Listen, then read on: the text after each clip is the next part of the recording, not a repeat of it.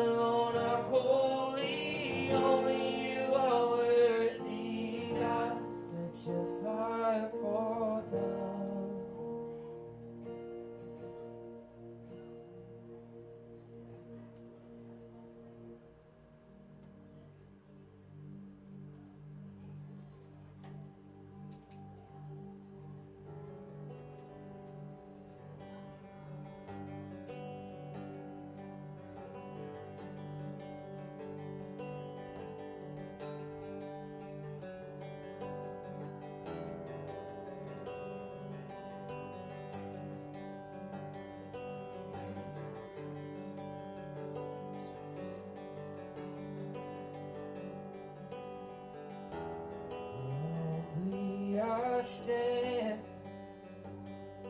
an offering.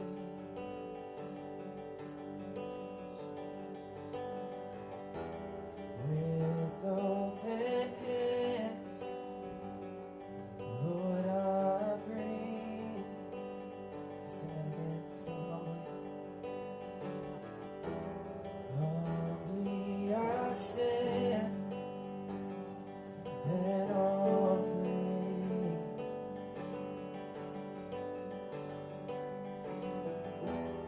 With open hands, Lord, I bring everything, everything and nothing less. My best, my all. You deserve my every breath, my life, my song. Everything and nothing less. My best, my all. You deserve my every breath, my life, my song.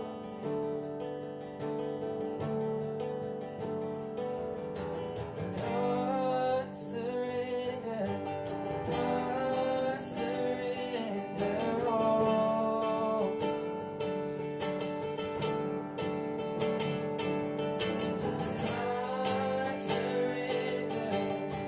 I surrender all. Say I surrender.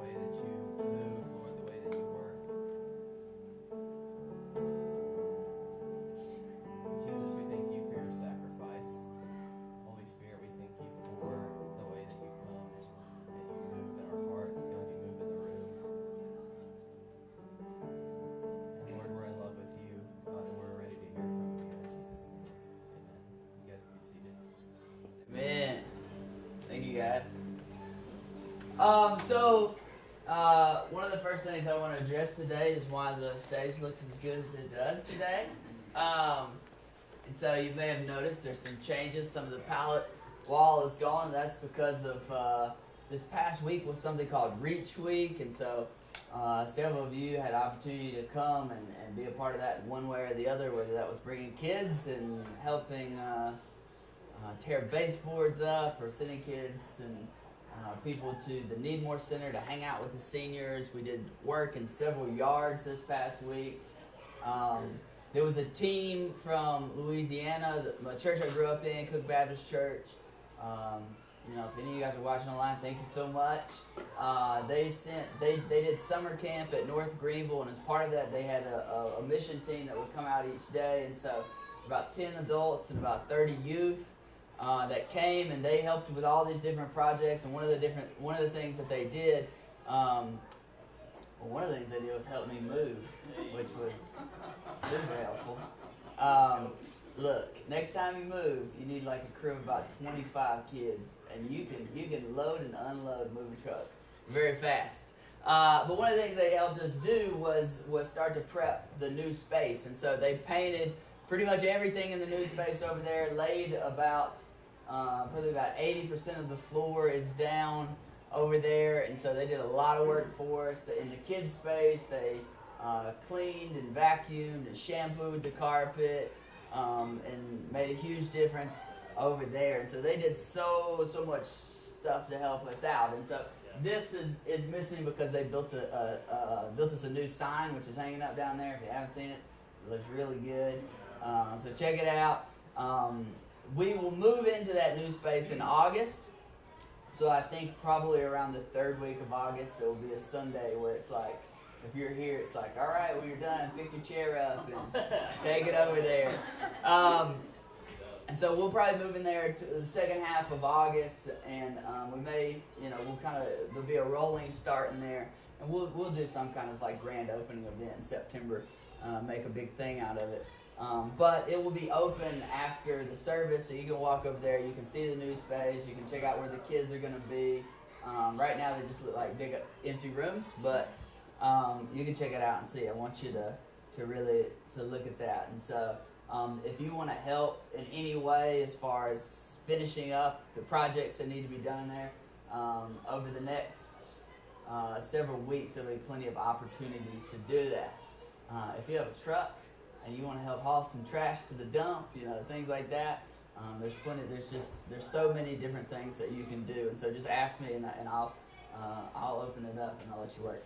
So, we're in the book of Job again this week. We've been in the book of Job for 2 weeks now. First week we talked about the problem of evil. We all deal with pain and suffering in our lives, and we ask ourselves these questions about how do we serve a good God and an all-powerful God, and yet this pain and suffering and evil exists in the world. And so we grapple with that question a little bit. And as we look at Job's story, Job loses everything in this story, and so he ends up with some mental health issues. And so last week we talked about some mental health issues and what it means to struggle with that and to walk with people who struggle with mental health issues and some of the nuances of that conversation. And this week we're talking again, in Job. So much of Job is written in a way, it's written like an ancient play, and so it's written in a way so that you are supposed to relate to the feelings of the characters and the perspectives of the character. And at the same time, it gives you like this 20,000 foot view, so you can relate to them and at the same time kind of see some of the flaws of their logic. And so today we're talking about something in Job that everybody goes through, and that's grief. If you live long enough, you are going to deal with loss in your life, and as a result, you will experience grief. And so to open us up today, I want to read from Psalms chapter 22. And the Psalms, I love the Psalms because the Psalms are not prescriptive, right? They're not. You don't go to them and look and say, okay, this is biblical principles I'm supposed to take. The Psalms are just like guys, just like spilling their guts on the page.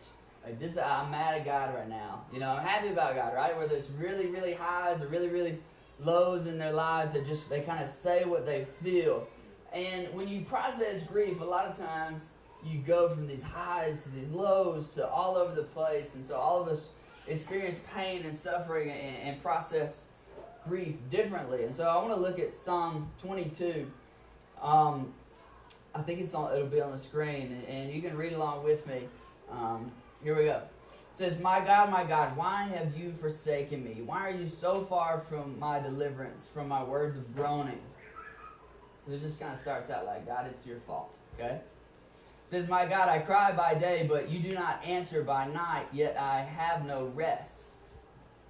He's going to change here. There's a change. He says, but you are holy. You're enthroned in the praises of Israel. Our fathers trusted in you. They trusted and you rescued them. You see, this is when somebody's going through grief, there's this back and forth thing that's happening, right? And I'm saying, okay, God, you're worthy, right? And then he says, they cried to you and were set free. They trusted you and were not disgraced. In other words, God, you've been there in the past. Here comes another change in tone. But I am a worm and not a man, scorned by men and despised by people. So you go from like, God, you've been good in the past to just like complete self-pity, right? Everyone who sees me mocks me. They sneer and shake their heads, all right? So it's not just me, it's like everybody else too, okay? He relies on God and let him rescue him. Let the Lord deliver him, since he takes pleasure in him. You took me from the womb, making me secure while at my mother's breast. All right, so we're back to kind of like, God, you were faithful in the past again. I was given over to you at birth, and you have been my God from my mother's womb.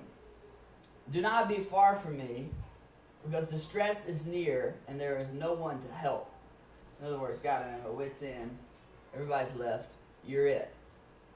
And so this is really a pretty accurate picture of somebody that goes through grief. He's just all over the map. You know, it's God's fault. It's all God's fault.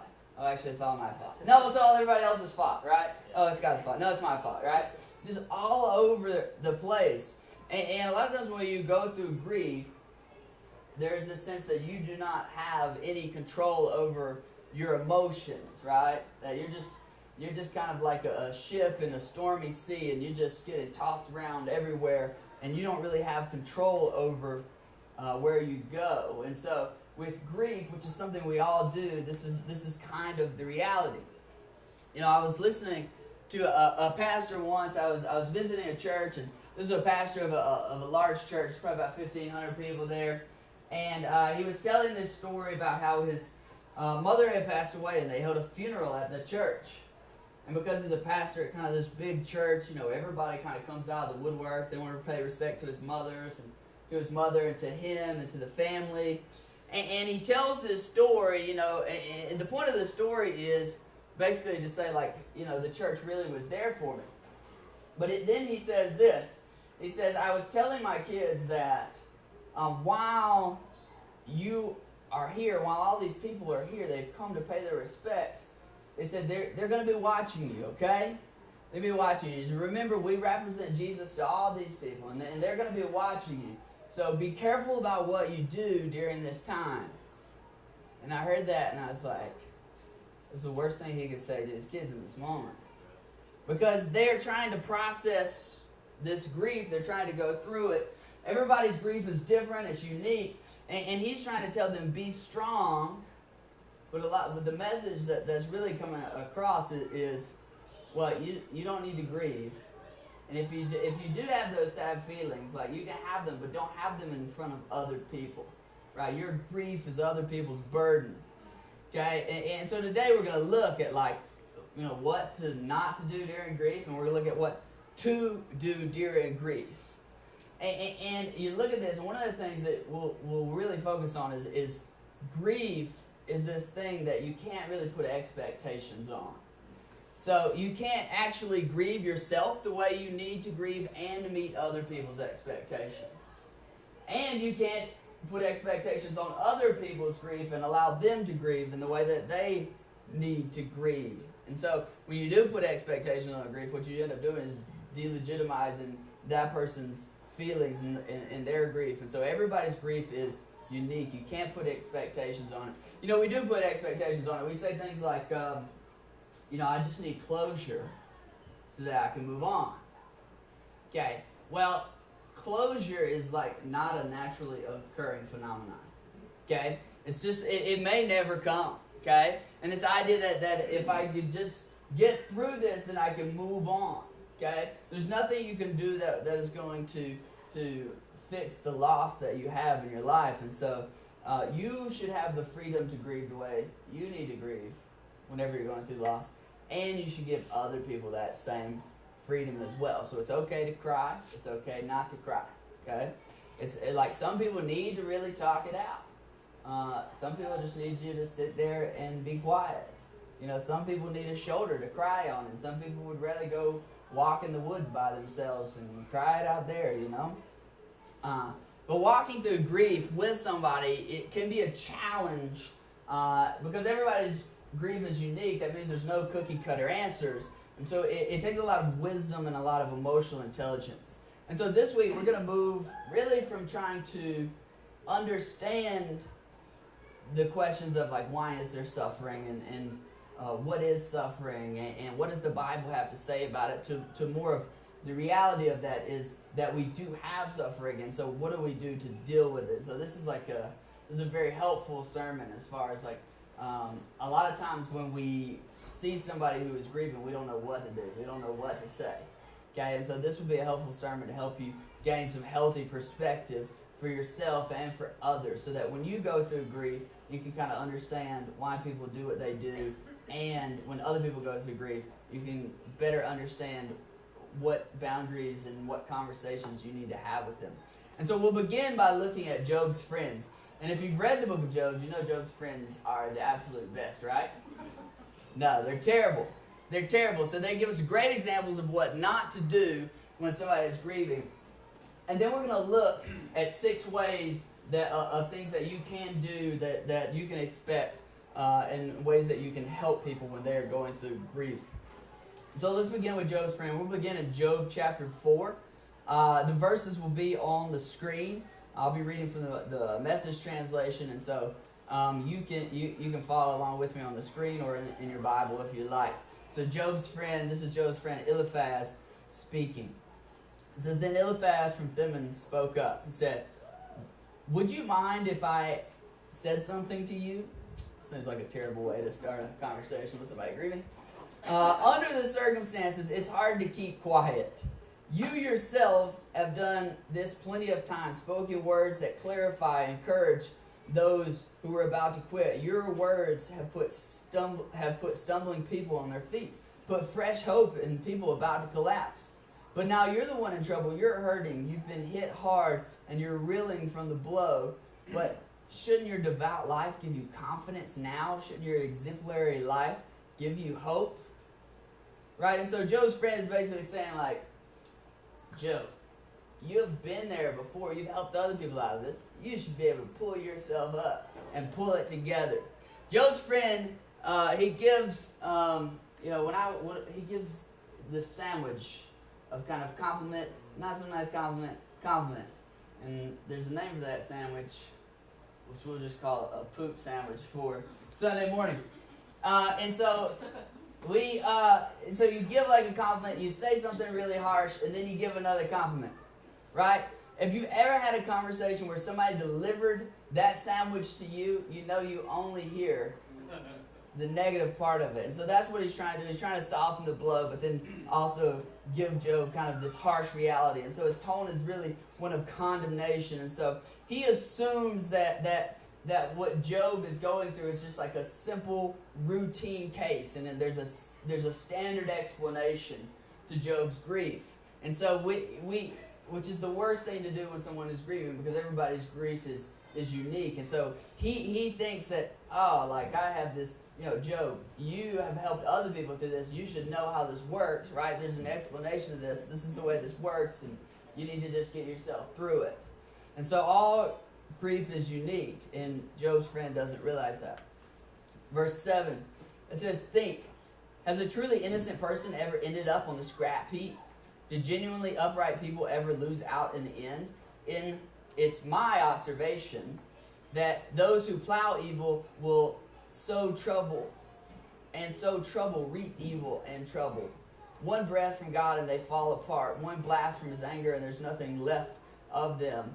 The mighty lion, the king of the beasts, roars mightily, and then he's toothless, he's useless. He's no teeth, no prey, and the cubs wander off to fend themselves. So this is that thing that we talked about the first week. Job's friend assumes that whatever pain Job is going through is a direct result. Somehow it's a punishment for something that Job has done. When we talked about that retribution principle the first week, we talked about that a lot of the pain and suffering in our life has no direct connection to something that we've done. Sometimes we do reap what we sow, but sometimes the reality of life is that just like really tough things happen and then we have to deal with them. And then he says this wonderful phrase. He says, it's my observation, right? In other words, well, Job, the way I see it, right? He appeals to his own personal observation as the source of his knowledge. He assumes that somehow he has clear vision that Job doesn't have. And he tries to offer Job this theological explanation. Okay? And one of the things you should learn is that very few people have the ability to give a healthy, helpful theological explanation while somebody is dealing with pain in their own life. It's very rarely helpful. You know, and I'm a pastor, and like people know that, and so like when there's a death, they like want me to say something profound. And a lot of times I have the same questions everybody else has. And so that's just the reality. It's rarely helpful. Even if you're just quoting scripture, it's rarely helpful. Verse 12, it says, the truth was given to me in secret, as though whispered in my ear. It came to me in a disturbing vision at night when people are in deep sleep. So Job's friend Eliphaz, he's like, so I have this divine revelation for you, Job, right? Like I'm going to speak this truth to you right now. And when somebody's going through grief, being real spiritual is very seldom helpful. Very seldom helpful. Right? So Job's friend Eliphaz, he assumes that because he is not grieving and Job is grieving, that he has some kind of clarity that Job doesn't have. Okay, and the reality with grief is that sometimes, yeah, sure, it does blur our vision a little bit to some things, but in other ways, it gives us clarity that we never had before. Right? We see things in ways that we never saw them before. And so grief can distort some parts of our lives, and it can clarify other parts of our lives. So when you're walking with somebody through grief, it's not right to assume that you somehow have like a clear, objective picture that they're not getting to see. In Job chapter 5, I'm just going to read one verse, so you don't have to turn there. It'll be on the screen. In Job chapter 5, it says, if I were in your shoe, I'd go straight to God.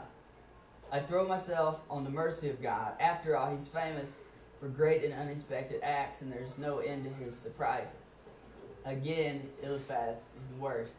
Job, you know what I'd do if I were you? It's worse. And then he gives him instructions. Okay?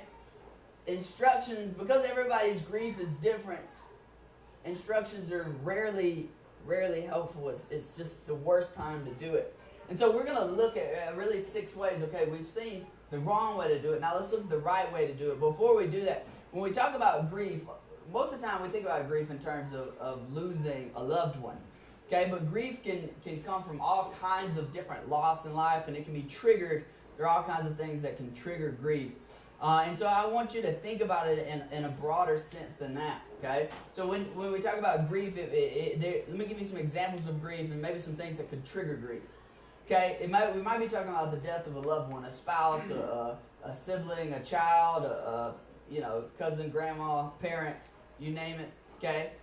When people go through divorce, that is a time of grief. That's a loss. Where there's marital separation, right? Somebody you love goes to prison. That causes grief, right? The death of a close family member. The injury. If somebody has an injury or an illness that happens to them, they used to be able to do all kinds of stuff. Now they can't do all kinds of stuff. You feel like you have lost something there. The loss of God. When somebody goes through a deconversion. A lot of times when somebody goes through a deconversion, what we think is like, oh, they're like really willful and proud, and this is a moment where they think they're just kind of like sticking their middle finger to everybody.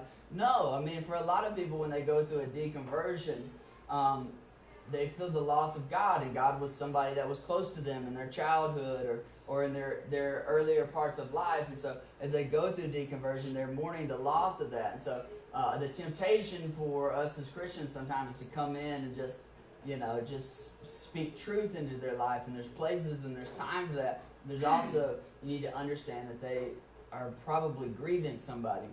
The loss of a church. I was in the bank this week, and as I was making my exchange with the teller, there was a lady there. I could overhear a conversation. She was kind of off in the corner, but she was an older lady, and she said, this is the last week, Sunday was the last week that our church met. And so there's just a few of us kind of left there, and we're all looking around, and we're all having the conversation. Well, what are you going to do? Well, where are you going to go? And they're trying to figure it out, and the tone of her voice was very much grief. A marriage can cause grief, right? Mom is gone, and dad decides to remarry, and now it feels like dad's got a new family, or a pregnancy, right? Same situation, the new wife gets pregnant, and all of a sudden it's like, well, Dad, what happened to our family and this thing that we have? I feel like we've lost it. Or you gain a new family member. Maybe it looks like being dismissed from a job or retirement. You feel like you lost something. There it could be the change in your own personal health, the health of a family member. It could be the loss of a business, a change in your financial state, whether you went really quickly from being like having money to no money, or the other way around. There was something that was good about the status before, and so now things are different. You're trying to figure it out. A new job could trigger loss. A foreclosure could trigger loss. A change in your responsibilities at work. I used to be able to handle all this, and now I can't handle all this. A child that leaves home, goes off to college. Trouble with the in-laws, right? A spouse that stops or starts work. There's things were one way, and now they're a different way. A change in your living conditions, a change in your work hours and conditions, changing residence, schools, how much your recreation. If you go to I had this really great life where I was able to do all this stuff, and now I don't, right? That can cause grief. A change in church activities, social activities, a change in sleeping habits can trigger grief. Change in the number of family reunions that you go to each year, or some of you are like, that didn't cause grief, that's a celebration right there. A change in eating habits can trigger grief again. A vacation without somebody or with somebody new, or Christmas or Thanksgiving, the holidays, without somebody for the first time. Grief can even come from a loss of trust. This is somebody that I really trusted. They were close to me, and now there's separation, and we don't have that same level of trust anymore for whatever reason. A loss of approval, or a loss of safety, or a loss of control over my body. So grief can present itself in all kinds of different forms. It all comes back to loss. And so as we look at these six ways to help a grieving friend, we're going to frame it in terms of losing a lost loved one, because that's something that I know that everybody experiences at some point. But these truths can be extrapolated to all kinds of different grief. So let's look at some things that we can do. The first thing I want you to know is this, is don't try to fix it, okay? When somebody's going through grief, don't try to fix it, okay? We see somebody in pain and suffering, and our tendency is to want them not to be there, right? And that's because we care about them, but don't rescue them from that, right? Don't say things like, he's in a better place, or you'll see her again one day. The reality of grief is this, is that grief doesn't necessarily get better, okay? The loss will always be there. That hole that you feel will always be there, but grief does begin to look different to me over time, okay? And the thing I love about that is it doesn't try to fix anything. It doesn't try to fix anything. My grandmother passed away in January of this year, and one of the last conversations I had with her before that, a few months prior, we talked about my grandfather. My grandfather's been passed away for 20 years. I was 11, 12 years old when he passed away. And that's what we talked about. We talked about Pawpaw, And to her, it was like yesterday, and it was good, and we shared stories, and it was a good experience. But the reality of grief is that it hangs with you. And for Momo, her husband, 20 years later, you know, she's still very fond of those memories, and she may not be crying every time we talk about him, but the grief is still there. So don't try to smooth over grief or pain. Grief can't be smoothed over. When we try to do that, that's really about us. That's not really about them. It's like your grief makes me uncomfortable because I know what like happy, cheerful you looks like. And you're not that, and that's what I want you to be. So if I can fix that, then I'll feel better about that, right? That's about your own awkwardness. And so grief is something that has to be endured, and it doesn't go away. It just begins to look different to me over time. It begins to feel less pervasive. It becomes less overwhelming. But at the same time, there can be a change. Something happens in my life. It's 10 years later, and I move out of that house, and all of a sudden, it's all back in my face again. So don't try to fix it. The second thing is this. Do something tangible and simple. Okay, do something tangible and simple. This is the best way to show love to somebody because suffering is exhausting. It can be indescribably sad. It hurts in ways that you didn't even know it could hurt, right? And then that package comes in the mail. You know, and that's where you feel the love of somebody. So do things like cards and buy gift cards so people can get meals or bring them a meal, right? It is in that you will feel the simple expression of love, and that's the thing that gives people the energy to go on. So what you shouldn't do there is say, hey, is there anything I can do for you? Okay, when somebody's going through grief, they don't have like a lot of higher brain functions going on in the midst of their grief, right? What they don't have is time to sit there and think up ways for you to help them, okay? So hey, if you need anything, call me is a good sentiment, but it's not very helpful. So ask things like, can I do your laundry, okay? Can I do your dishes? Can I come clean your house? Can I come mow your lawn this week? Can I bring you dinner on Wednesday night at 6:30 when you get off of work? Okay, simple, tangible things. And so a lot of us want to be able to say something, but the reality is, unless you say something really profound or really horrific, those things are not going to stick around, okay? People are not going to remember what you have to say, but they will remember those simple, tangible acts, those meals, those cards, those showing up, clean laundry and clean dishes. Those things stick with people. And so if you're at a loss for words, you don't have to say anything. Just do something simple, right? That latte that you bring them, right? It may just sit there and go cold on the table, but they're going to remember that you brought that latte to them. And so the best thing that you can do is love them in that way. The third thing is this. This is kind of a when the time is right thing, but ask them about the person that they lost. Sometimes the conversation lulls and nothing is the right thing to say. There just needs to be silence in the room, and it's uncomfortable, and that's okay. It's not about you, it's about them. And so literally nothing is the right thing to say. So this is one of those things that when the moment is right, you have to be in the moment, you have to sense these things. When the time is right, you say, tell me about your dad. Tell me that story. Talking to a friend that's going through something like this, it can feel like a real minefield sometimes, and the last thing you want to do is like say something and like trigger like a fresh wave of guilt and grief and all these things. You're afraid you're going to say the wrong thing, and so what we do is we avoid mentioning it altogether. Let's just not talk about the thing.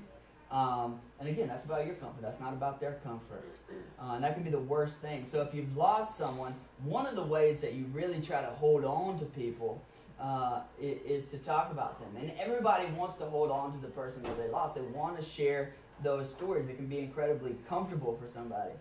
So I remember when my grandfather passed away, I was in high school, and three of my grandparents had passed away, and they all were in the same, the service was all in the same funeral home. So we spent a lot of time in this funeral home. It's like where all my relatives get buried for some reason. And so I'm in high school, and I have several siblings, and there's the four oldest boys. We were all palm bearers, and two of my cousins were palm bearers, and it's like the funeral's at like 2:00 in the afternoon. Well, the day before, you've been at visitation the whole day, And so you're just constantly talking with people and hugging great aunts that you don't know who they are, but they know who you are, and all these kinds of things. And so, there's like a 2 o'clock funeral, and so you've been doing this again all morning, and so there's a little lull right before the funeral, and so all of us kind of found ourselves in this back room it's kind of like a green room for a funeral, if that's a thing. And so there's coffee in there, and somebody from the funeral home, they come in, and they see us guys just sitting around, and they ask, does anybody want any coffee? And my brother goes, yeah, I'll have a swallow of coffee. And so we all laugh at that because that's funny to us. Because and it's actually very healing in the moment, because growing up, my grandfather, he was a horse trader. And so every weekend that he would go to the sale barn with the horses, he would stop by our house, and he would come in the house, and he was a big storyteller, and he'd go sit in the living room, and we'd all sit around and listen to him tell stories. And my mom would always cook a pot of coffee, and she would say, do you want any coffee? And he'd always say, yeah, just a swallow, right? And so he would drink an entire pot of coffee, just a swallow at a time. And so in that moment, for us to be sitting in that room just exhausted, for my brother to say, hey, just a swallow, it all took us back to that place. It always took us back to this place. And it was just, I just remember it's like just a very refreshing, very healing moment. And just such a sweet way to remember my grandfather. And so when the moment is right, it's okay to talk about the person that you've lost. The fourth thing is be careful to compare. Okay, let the other person see comparisons. And let me explain what I mean by this. Is that when people are going through suffering, they're going to have a lot of conversations about it. Okay? And one of the uncomfortable things is comparison. And this is how it comes across. Is I know how you feel. I had an uncle who died. Right? I felt the same way when my boyfriend, girlfriend, husband, wife ended the relationship with me. Right? It seems really well-intentioned, but it's actually not helpful. What you're shooting for is empathy, but what you achieve is comparison. That's how it comes across, and it seems like you're minimizing the uniqueness of my own loss and my own grief and the emotions that I'm going from. Because every grief is different. Every relationship that is lost is different. And so you're sitting there going, okay, well, I want to show them I care, and I want to genuinely check on their well-being, okay? You can do that. You just have to frame the conversation right, okay? The truth is they are probably going through some of the same feelings that you went through, okay? And so, the way you do that is to say, okay, what feelings did I go through during that time? Okay, when so-and-so passed, I was very sad. I was very angry. I lost my appetite. So ask them how they are handling those feelings. How are you dealing with your sadness? How are you, are you angry? Ask them questions like that are direct. Have you lost your appetite? When I went through that, I ate everything in front of me for 2 weeks, right? And so how are you dealing with that? Okay, and so that comes across completely different as far as like, hey, I'm checking in on this thing that I went through. I want to make sure that you're okay. That's not a comparison. That's a, hey, how are you in this area? And so that's a different thing altogether. And that says, hey, you're not alone in this. At the same time, avoids comparison. So the last thing you just want to do is just say, hey, I know how you feel. Because the reality is everybody's grief is different, and you don't know how they feel. And they may be offended by you saying that. The next thing, and probably the biggest thing, is don't have expectations for people's grief. Don't have expectations. So when you're grieving, you may be angry, you may be sad, you may feel completely numb sometimes, you may just have times where you cry, you may have times where you're like, I can't imagine crying anymore, and that's Tuesday, right? And so all that can happen in the same day. And so don't question how somebody is responding to grief as long as you're not afraid that there's physical harm involved, right? So if they need you to be sad with them, be sad with them. If they need you to be angry, then just, cope with them and whatever they need. Don't put expectations on their grief.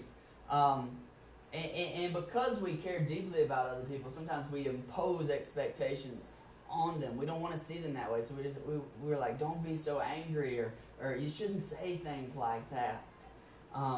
People in grief are not always thinking clearly, and there's no right way to grieve, and so grief hits everyone differently and in their own way. As long as somebody's not hurting themselves, we need to let our friends grieve on their own. And there's all kind of myths about grief that we believe. You know, there's like the 5 stages of grief. And the 5 stages of grief are denial, anger, bargaining, depression, and acceptance. It's like, well, you may hit some of those. You may hit them all in order. You may hit 3 out of 5. You may hit them all in different orders. You may hit none of them at all. But grief is not like a journey that you go through, that there are like specific mileposts that you are going to hit. It's just going to look different for everybody. You know, people say things like the second year is the hardest. Well, maybe for you it was the hardest. But for me, it may have been the first 3 weeks. Or it may be, you know, it may be 4 years from now when all of a sudden I'm cleaning out the shed and there's just all this stuff just comes out. Or grief is something that you have to get out. Grief is not something that you have to get out. It's not like grief is like a, you know, it's not like a demon that has to be exorcised from you or something like that. It's not like you just have to get these things out of you. It is something that is processed, but it's not like this grief is inherently this bad thing that you just have to get through. And if I just push through, then I'm going to be on the other side of it. You hear people say things like women, they just grieve harder than men, which I'm like, that's not true at all. They may be better at grieving than men, but there's all kind of myths, so just don't put expectations on people. The 5th thing is this, is let the God talk come from your friend, not from you. Okay? This probably sounds weird coming from a pastor, but let the God talk come from your friend, not from you. It sounds strange, but it's really very true. Right? Grief makes us feel small, it makes us feel helpless. And so oftentimes we invoke God, or our friends invoke God, so that we feel like we have more control over the situation. But sometimes the things that we say about God may wound our deeply grieving friends. And so don't say things like, God saw this coming, or you may not understand now, but it's all part of God's purpose. Even if those things are true and you believe those are true, they're probably not helpful in the moment, right? God saw this coming is not helpful to somebody who is questioning why they're grieving. So you don't know what a person is feeling about God in that moment. And so by imposing your beliefs on them, or even just quoting scripture, you can cause anger, you can cause confusion, you can cause long-term spiritual baggage that you had no intentions of doing. And so if you want somebody to sense God's presence, well, then be those hands and feet of God that show them those simple, tangible acts of love. Hey, music guys, you guys can go ahead and come up. And the last thing is simply this, is tell them that you love them. Okay? So they're going to have all kinds of questions. And the thing that I've learned is people are going to ask, well, why did God let this happen? Or why did it happen in this way? Or why would God let me feel all this pain? And a lot of times the best answer is simply, I don't know. Because you don't know. But I love you. And there are other people around you that love you. And so, I don't know that you'll get this answer soon or ever, but I believe that God loves you and I love you, and there are other people around you that love you and want to show you God's love. All right, let's pray. Dear God, thank you so much for your son Jesus.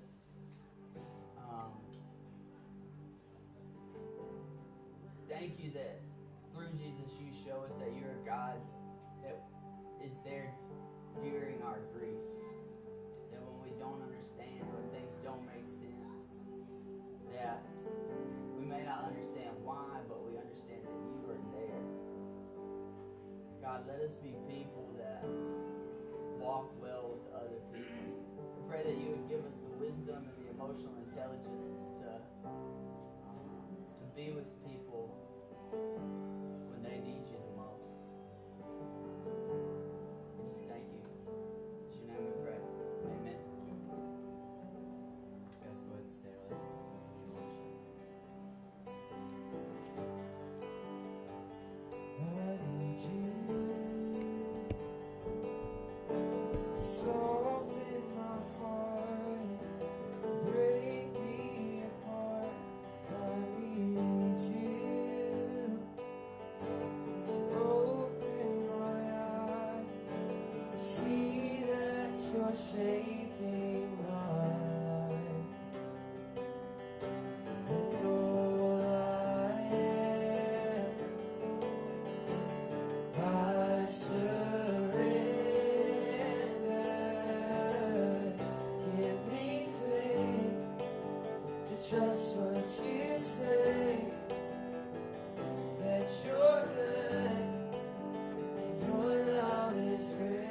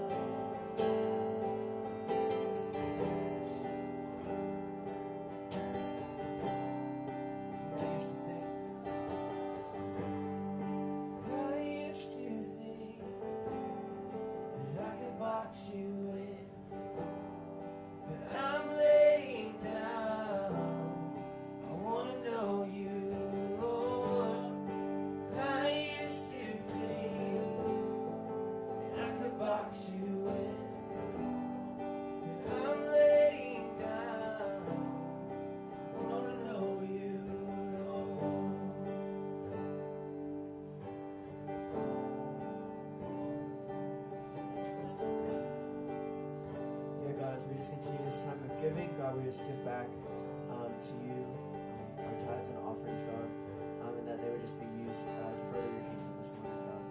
Amen.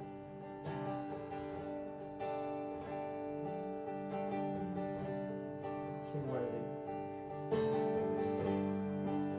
Worthy of every song we could ever sing, worthy of all the praise we could ever bring, worthy of every breath we could ever breathe. We live for you.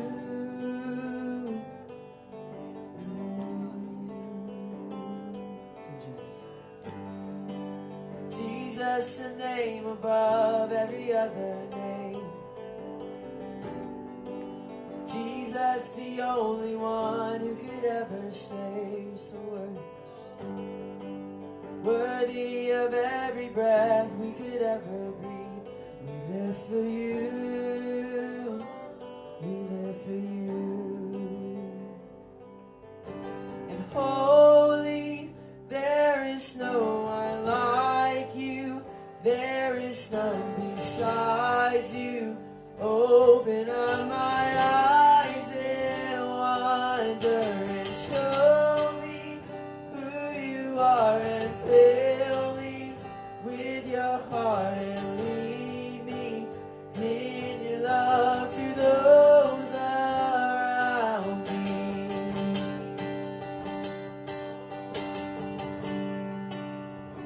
Sing worthy. Worthy of every song we could ever sing, worthy of all the praise we could ever bring. So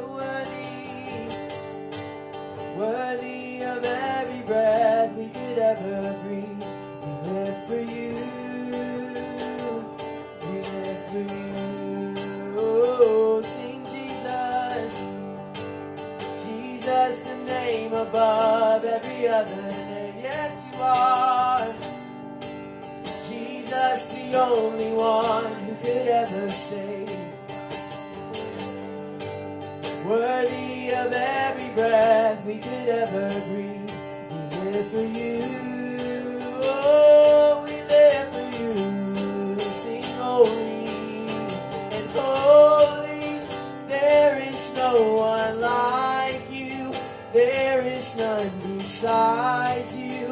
Open up my eyes in wonder and show me who you are, and fill me with your heart and lead me in your love to those around me. And holy, there is no one like you. There is none besides you. Open up my eyes in wonder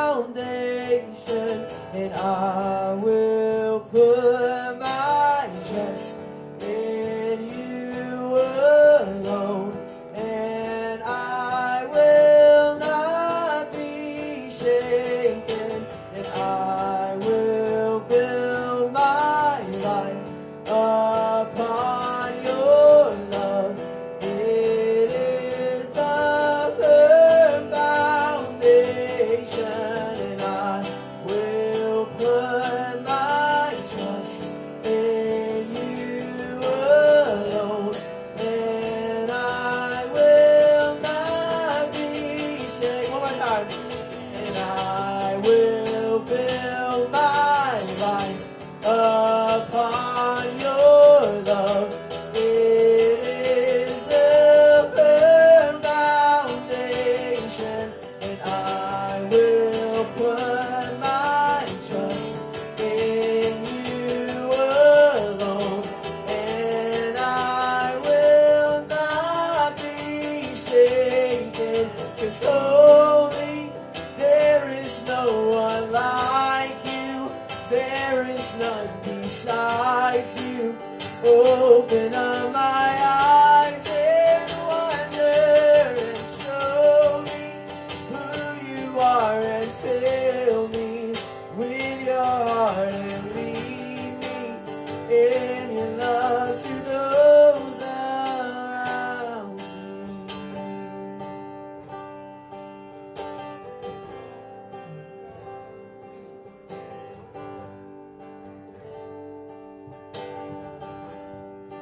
Hey guys, thank you so much for coming today. Just a quick reminder, we have groups on Tuesday and Wednesday night. Tuesday at Justin's house, Wednesday night here at the church. We'd love for you guys to come if you would.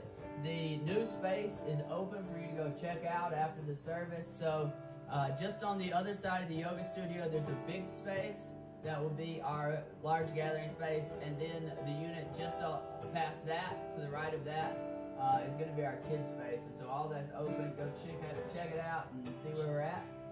I hear you making fun of me. All right, table community, you are sin.